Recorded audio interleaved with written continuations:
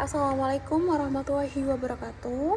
Perkenalkan, nama saya Desi Musaki Fatin, NIM 202012069 dari Program Studi Akuntansi Fakultas Ekonomi dan Bisnis Universitas Muria Kudus.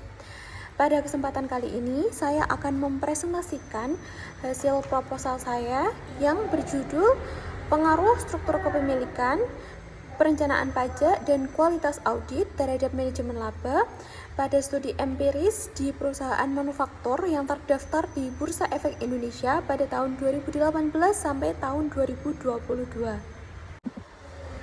Baik, bagian yang pertama yaitu pendahuluan. Pertama yaitu latar belakang. Latar belakang dari proposal saya yaitu, jadi pada tahun 2019 itu PT Garuda Indonesia menjadi salah satu contoh kasus manajemen laba, di mana terjadi kenaikan laba bersih yang cukup tinggi sehingga menimbulkan kerancuan yang akan menyesatkan pengguna laporan keuangan. Nah, fenomena tersebut menjelaskan bahwa praktik manajemen laba itu merupakan sesuatu yang tidak diharapkan bagi pemilik saham karena kehadiran praktik manajemen laba.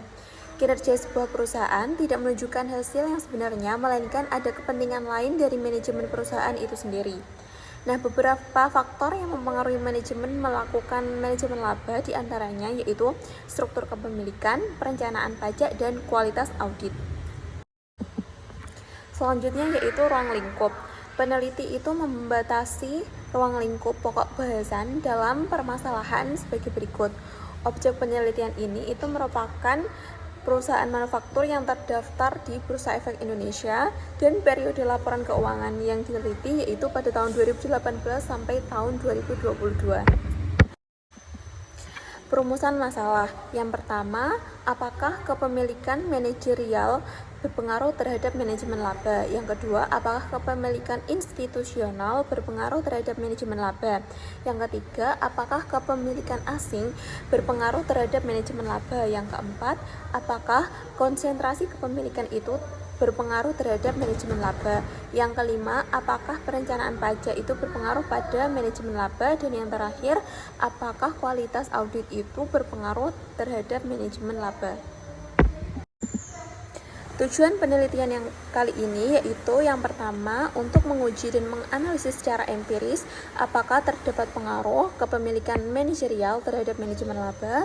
Yang kedua, untuk menguji dan menganalisis secara empiris apakah terdapat pengaruh kepemilikan institusional itu terhadap manajemen laba. Yang ketiga, untuk menguji dan menganalisis secara empiris apakah terdapat pengaruh kepemilikan asing terhadap manajemen laba. Yang keempat, untuk menguji dan menganalisis secara empiris apakah terdapat pengaruh konsentrasi kepemilikan itu terhadap manajemen laba. Yang kelima, untuk menguji dan menganalisis secara empiris apakah terdapat pengaruh perencanaan pajak terhadap manajemen laba. Dan yang keenam, untuk menguji dan menganalisis secara empiris apakah terdapat pengaruh kualitas audit terhadap manajemen laba.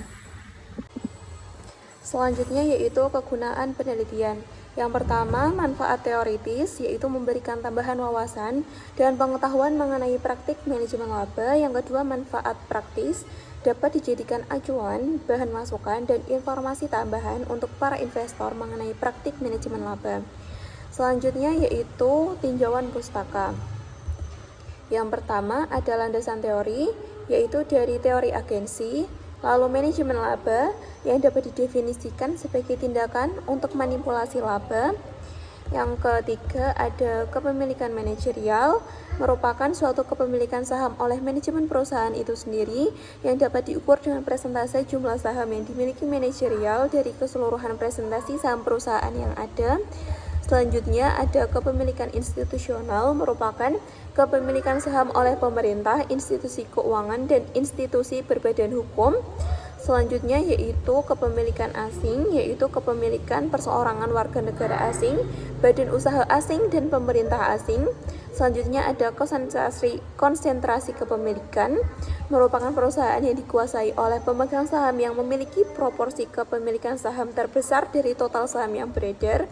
Selanjutnya yaitu ada perencanaan pajak, dan yang terakhir yaitu kualitas audit, merupakan proses pemeriksaan sistematis sistem mutu yang dilakukan oleh auditor mutu internal dan eksternal atau tim.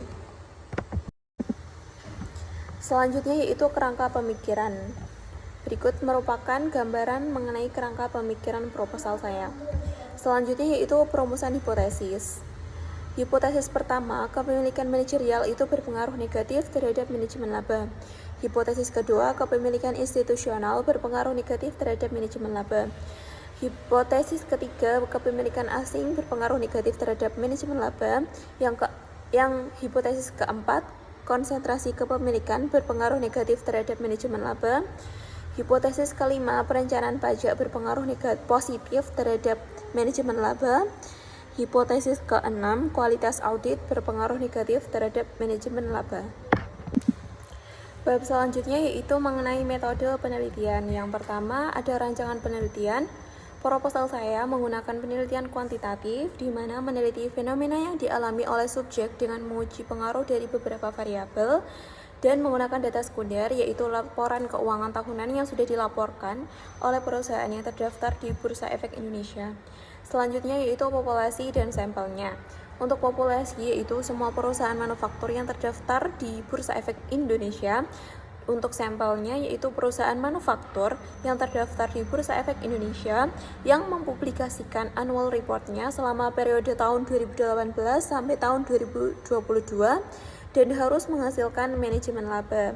Untuk pengolahan datanya saya menggunakan SPSS dan analisis datanya menggunakan uji asumsi klasik dengan uji normalitas, uji autokorelasi, uji multikolonialitas, uji heteroskedastisitas, dan yang kedua yaitu analisis linear berganda, dan yang ketiga yaitu uji model penelitian dengan menggunakan uji R2, uji F, dan uji hipotesis atau uji T. Berikut yang dapat saya presentasikan, kurang lebihnya mohon maaf.